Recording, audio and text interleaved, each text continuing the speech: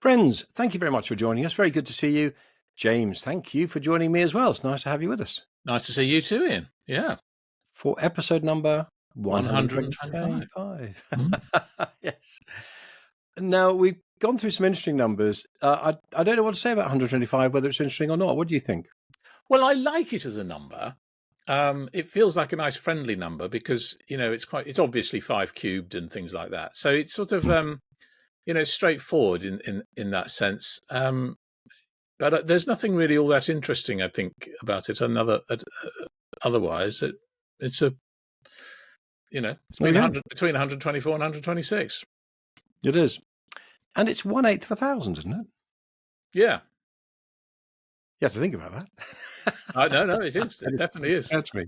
Yeah. There you go. Yeah. So it's 1/8 of another cube. It's a cube, which is 1/8 of another cube. So that's interesting.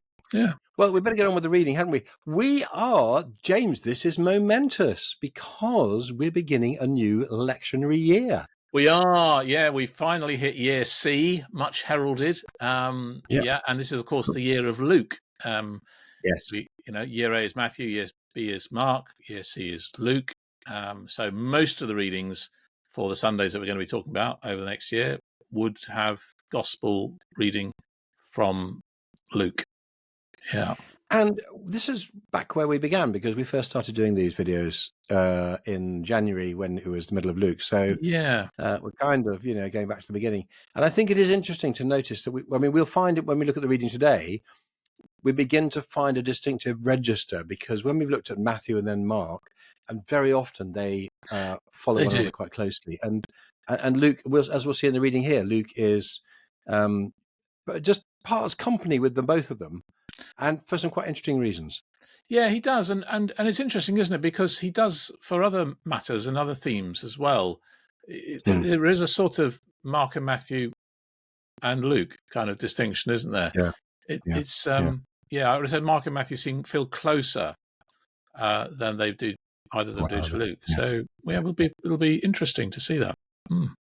And we'll find some fascinating little connections because one of the ways that Luke differs from Matthew and Mark actually makes connections with the book of Revelation. So and we always like that, don't we, Ian? We really do. Well, James, where are we? First Sunday of Advent, what's our reading? First Sunday of Advent, Luke 21, 25 to 36. So interestingly, if you think back to last week when we were looking at Mark 13, this is actually in very similar territory. It's basically the continuation of the parallel passage from Mark last week, but in Luke. So there'll be a strong sense, I suspect, amongst many of our viewers. Well, I preached on something very similar last week. Am I going to do something similar this week?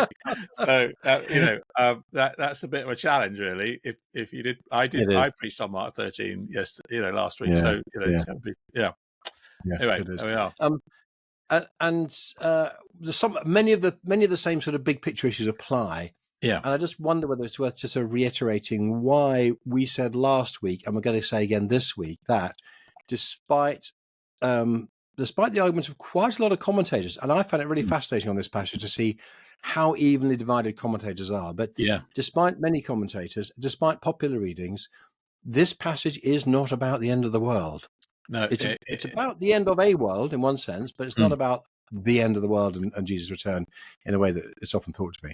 No, indeed, and as you say, there are distinctive markers in the text which we were alluding to last week. Not least Jesus's comment.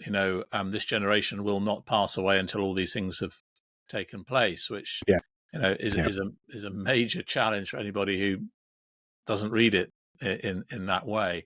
But it is interesting that a number of commentators who we often really draw on and value and quote here on these videos, we don't agree with a number of them on this. Quite fascinating, really. Yeah. It is really. And just the headlines really of noticing why this isn't about the end of the world. Number one, the technical language of parousia, which means the royal presence of the king after a long journey, is absent from this. Yes. And I think we've noticed when we're talking about Mark 13 that the first half of Matthew, which corresponds to Matthew 24, which corresponds to Mark 13, doesn't have parousia language. And Matthew reserves that for the second half of chapter 24 and into 25, when the theme of Jesus' return is there. That's one thing. Second thing, again, worth saying again, you have two quite distinct phrases. So you've got the parousia, which is a noun, the kingly presence on the one hand, and you've got the participle, a homonos, coming. And they're quite different phrases in Greek. And it's really unhelpful that in almost all English translations, those two things are translated in the same way, using our participle, or perhaps a gerund, coming. And that's confusing. And then also noticing that the language of the coming of the Son of Man, which we noticed was in Mark 13 and in Matthew 24:30, is an allusion to Daniel 7:13, where the one like a Son of Man comes to the Ancient of Days on the throne and receives an everlasting kingdom. So those are really other key things to notice in this. Yes. You've got to get the direction right in the coming of the Son of Man. Yeah. And I think for me, the thing that really clinched changing my mind from that sort of popular reading to what we're talking about now, the thing that really changed my mind was just noticing that, as you say, that the key phrase Jesus uses, which we are, is it in? Yes, it's here as well. In Luke 21. It is. Truly I say to you, this generation, amen, amen, I say to you. Yeah. This is where Luke actually agrees with Mark and Matthew. This generation will not pass away until all has taken place. Yeah. And slight change of phrase, actually. In Matthew and Mark, it says all these things. And when Luke just says all has taken place. All things, it's all has taken place, yes. Yeah. But if all the stuff that's before that was about the end of the world, then number one, Jesus was wrong. He was a deluded apocalyptic prophet. Yep. Number two, the gospel writers record him being wrong. Yeah. And unless all three gospels are written before the fall of Jerusalem, which is a possibility, but if any of them are written after that, and then they're all clearly depicting Jesus as completely wrong on a major teaching point, which I think is unlikely. I do agree. Yeah, absolutely. And it is the plain meaning of the text, isn't it? This generation, we know what that means. We know that the destruction of Jerusalem took place 40 odd years after this. It was within a generation. Whatever was going on, this has a political context. Yes. So historical context. So well, that's a good moment just to turn to looking at our parallels. And I thought I'd do a screen share here. And we've often talked about using Throckmorton or using another parallel. And it's very interesting if you put the passages together. So I'm just going to share. I've just literally taken Throckmorton there. Very good. And this is just a photo of that page. And again, you can see it's quite helpful the way that Throckmorton lays it out, because he follows through, and you can see that Matthew and Mark agree on most of it, although it's interesting that Matthew amplifies the language in verse 30, Matthew 24:30, whereas Mark is more abbreviated. And Mark talks about clouds, whereas Matthew talks about clouds of heaven, and Mark omits the trumpet call. But basically, Matthew and Mark agree. Whereas, again, I think this the comment you made. You see Matthew and Mark together, and then you see Luke at a little distance. And you can see that very clearly here in the layout, can't you? So it's a very good illustration, isn't it? And this is where I observe two things going on.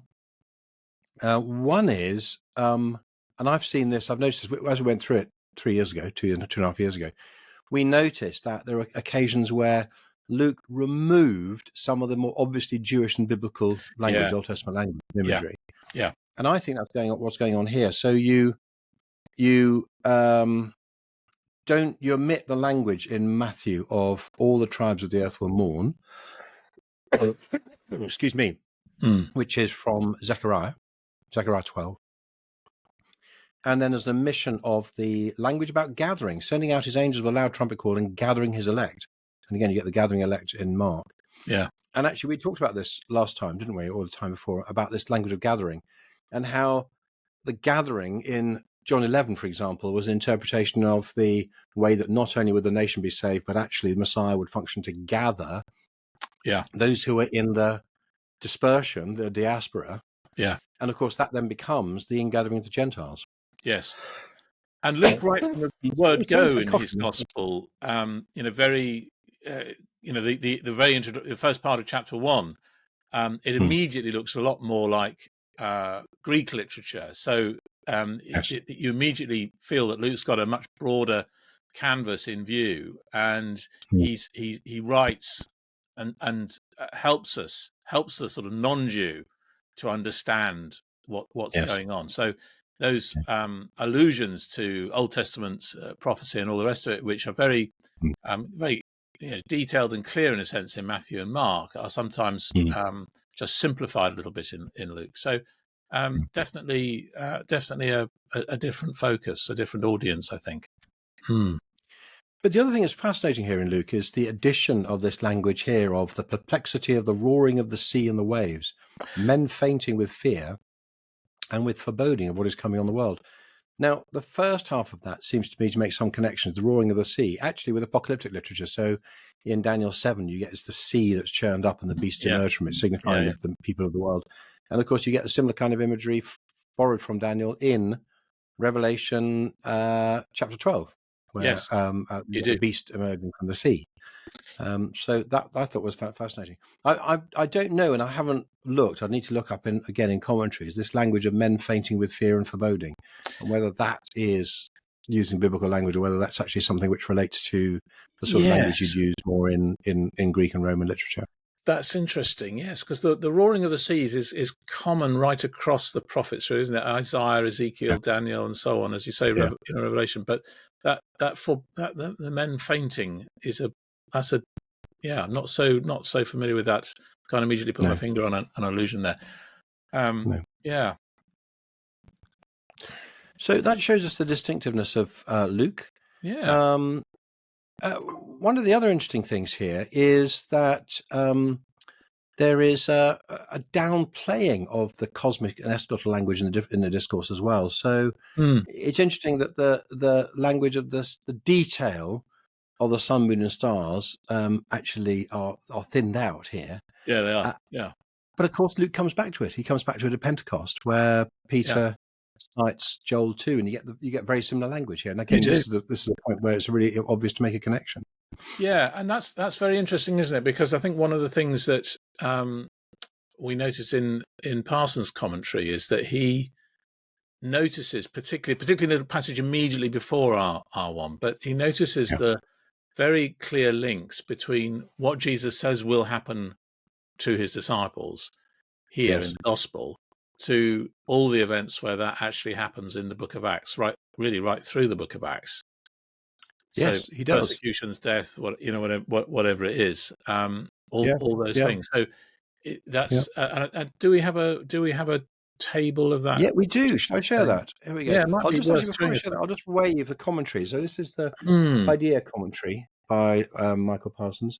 And Michael does watch our videos from time to time. So Michael, if you're watching, then it's great to have you with us. And thank you very much as well. We really appreciate this commentary because we're switching over. I've put away all my Mark commentaries and John commentaries now, and just getting out the Luke ones now. So I'll share that table from Parsons because it is really, really significant. Here it is. There we go. Yes. So these are the predictions, aren't they? This is the bit which is kind of between our Mark reading last week and this week's Luke reading. All the things that are going to happen to them. So you're going to be arrested. They'll lay hands on you. You're going to be persecuted. There's going to be conflict in the synagogue. You're going to be imprisoned. You're going to be brought before kings and governors. And you're going to be given words to speak. So you don't need to worry what you're going to say. But none can withstand or oppose. And you will be executed as well. Yeah. Yeah. I'm not sure there's any particular order to the way those things happen in Acts, but they do seem to figure significantly, each one of them. Yeah, they do. Yeah, absolutely they do. So that's another way in which Luke can afford to arrange his material in a slightly different way than Matthew and Mark, because he knows especially if he write volume 2. I mean, I don't know if he was consciously decided to write volume 2 when he wrote volume 1, but that's an interesting question in itself, isn't it? But yeah, he certainly takes full advantage of writing Acts to, in a sense, simply tell us that the words of Jesus are utterly reliable. They Yeah. they come true. Now, it might not be very pleasant for us in Mm. the here and now, but that is the way it is. Yeah.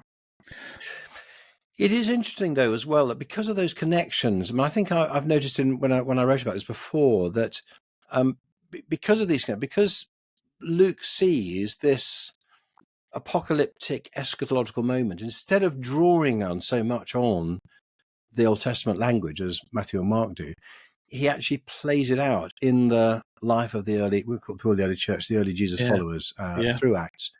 There is a sense. I think it's Conzelman, who's a really significant commentator in a previous generation, who sort of argues that Luke is less eschatological on the one hand and more writing about kind of salvation history on the other. He's actually seeing this working out in history rather than being a sort of eschatological moment of transition. It's not, though. Actually, of course, what Conzelman misses, I think, is that actually these two things are part and parcel of the same thing. I mean, the eschatology is not divorced from salvation history, from the from the events of the life of Jesus and the early church. And this is something that's actually really important for us to grasp, isn't it? Because otherwise, it's sort of just pie in the sky when you die. Absolutely. And it's not cake on the plate while you wait, or whatever the right metaphor would be. Perhaps not. But there is what is to come is not divorced from what is happening right now in the life of every single Christian believer. And if we make that disconnection, then we end up distorting the way Jesus tells us to live, actually, which of course is critical in this passage and in these similar passages, because this is Jesus is telling us this for a reason. It's not just a sort of a timeline being given to us, but it's so that we are not alarmed, that we're watchful and faithful and all those sorts of things, which we talked about last week. We did. One of the dimensions here that I'm very struck by, though, is that whereas last week in Mark we said, look, there's this crisis that's coming, and the teaching here is the thing we took away from it is that however apocalyptic it looks, for those of us in the Church of England, it's looking pretty apocalyptic at the moment. This is not the end. So it's locating whatever the crisis you're facing, it's locating it within a broader context of the way the world is and Jesus' ultimate coming. Yes. One of the shifts here, though, I'm very conscious of in Luke, and it's something that I think is quite challenging for us, because it tests us about our staying away from what you might call an anti-Jewish reading. I think in Luke, he associates, I mean, you've touched on this already, he associates the destruction of the temple, particularly with this epoch, the turning of the ages, and then the Gentile mission. And I think for me, there's a couple of things there where, again, the lectionary slightly chunked this up, which is unhelpful. But for example, Matthew and Mark talk about the desolating sacrilege or the abomination of desolation. Actually, Luke takes that away from the Old Testament prophetic apocalyptic register, and instead makes it much more explicit. So just a few verses before our passage, in Luke 21, verse 20, he says, "When you see Jerusalem surrounded by armies." Now, that phrase in itself is so specific. Some people say, oh, there you go, this is Vaticinium ex eventu. This is Luke knowing about the siege of Jerusalem by the Romans in 70, the end of the Jewish war, and he's putting that back on the lips of Jesus. I mean, it's that explicit. And also, we know that he's already talked about this a couple of chapters earlier. So, in Luke 19, as Jesus comes over the Mount of Olives, and he weeps, and there's a church there on the hillside called Dominus Flevit, where Jesus weeps over the city. And he weeps because he says, the days will come when your enemies will build up an embankment against you, encircle you and hem you in from every side. They'll dash you to the ground, you and your children within your walls.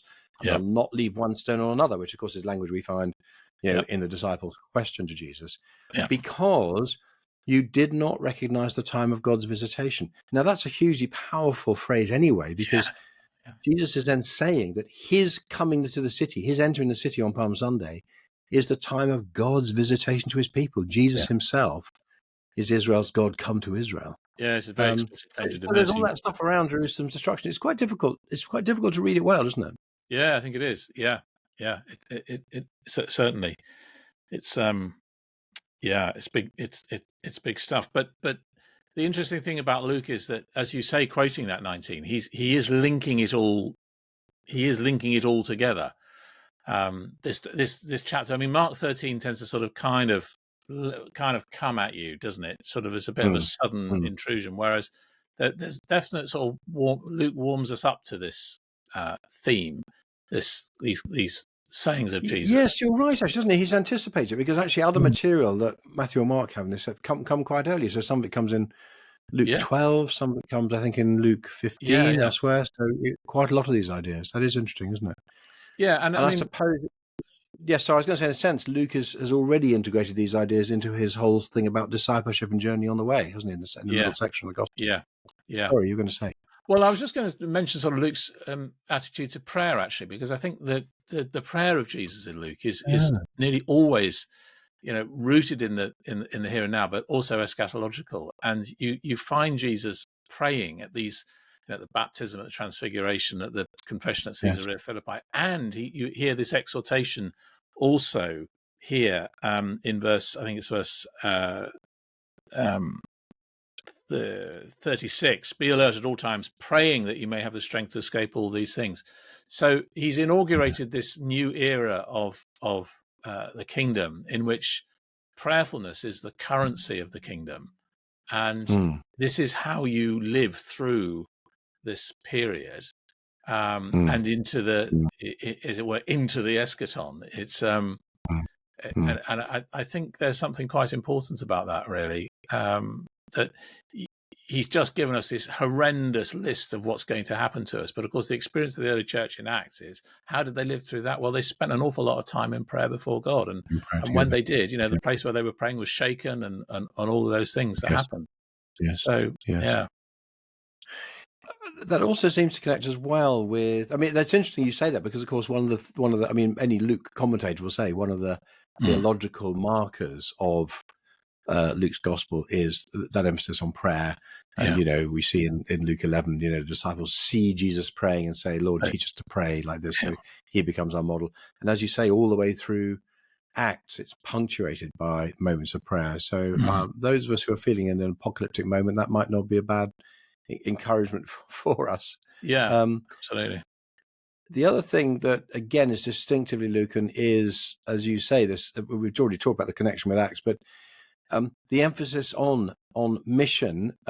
Mission is the wrong word, in the sense of, because actually the word mission doesn't occur anywhere in the Gospels or in the New Testament or in the Bible, actually. But this sense of being sent, and those little summary phrases throughout Acts where it says the word grew, or and God added to their number, and it keeps going. And it's sort of, and I suppose it springs out from, in Acts 1, Jesus saying, "You will be my witnesses in Jerusalem, in Judea and Samaria, and to the ends of the earth." So you get this sense that this wave is going to go out, and there's nothing that can hold it back. No. And I guess that's sort of the background as well to the encouragement around, not being dismayed by the disaster you're going to see. Yeah. I mean, the truth is really that we live in a perma crisis, as that neologism of a few years ago puts it, which I think is really helpful, because if you, the best thing to do is to acknowledge that you live in a perma crisis, because once you've kind of acknowledged that, then you can get on with life. If you're constantly thinking, gosh, this crisis is, when can we get back to normal? That's a real problem, because you will simply hang on, immobile, paralyzed, until the crisis passes. And of course, it will not pass, because it's a perma-crisis. So you've got to work out, and this is what Jesus seems to emphasize in these passages over and again, got to work out how you're going to live, and what your role is in the midst of it, and what God is doing in the midst of it. And of course, he is bringing in the kingdom, isn't he? That's what it's about. Yeah. That does seem to be like a word in season for, again, I keep going back to the central crisis we've got in the Church of England here. So, folks, if you're not Anglican, or you're not in England, you're in another part of the world in the Anglican Communion, then forgive us for this. But it is really easy for all the debate to be, well, who's going to be the next Archbishop of Canterbury? What do we need to do? Can we recover confidence? Can we It's a regain? panic question. It is. It is. And can we regain any credibility? And here is Luke saying to us, well, actually, in the midst of this crisis, in the midst of the wrecks, in the midst of the stones of the temple, which are being dismantled and falling to the ground. And if you've been to see the temple ruins, that is extraordinary. These massive stones being cast down and falling into the valley of and filling it up. And you're thinking, well, life will never be the same again. And in the very midst of that, Jesus is saying, be watchful, pray, and be faithful witnesses, and continue to go about that business. And I guess as well for me, preaching last Sunday, doing stuff the following week, that is the message, is that actually the routine, the bread and butter stuff of the kingdom needs to carry on. Yeah, because people still, the Lord is still drawing people to himself. He's still longing for humanity to come to him, to receive the cross, the forgiveness of the cross, and to know his resurrection life. That never changes, because that's the love of God in action, isn't it? Through us, proclaiming the kingdom and living the kingdom. So you don't want it that day, as it says in verse 34, to catch you unexpectedly, like a trap, because it's going to come across. It's going to come upon everybody. So it's It's really fascinating, isn't it, verse 34? Because again, that language is in a very distinctly Lucan register, quite different from Mark and Matthew. Watch yourselves, lest your hearts be weighed down with dissipation and drunkenness and the cares of this life. So it really is about a call to disciplined discipleship.